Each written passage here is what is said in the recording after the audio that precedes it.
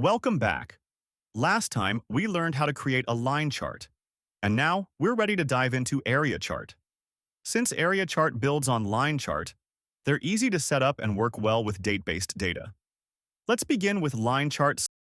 Select the line chart, then put order date on the x-axis. Set sales on the y-axis.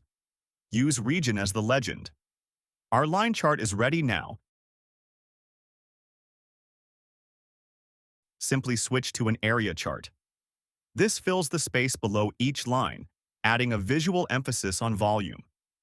With both charts, you'll see trends over time, but they emphasize different aspects.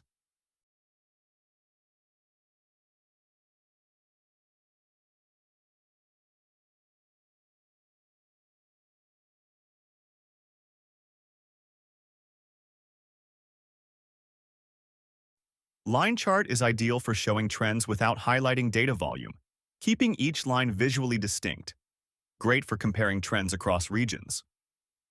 Area chart highlights volume by shading under each line, offering a sense of total quantity.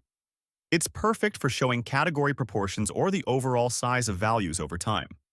Both chart types are useful, depending on whether you want to focus on trends alone or add a visual emphasis on scale and volume.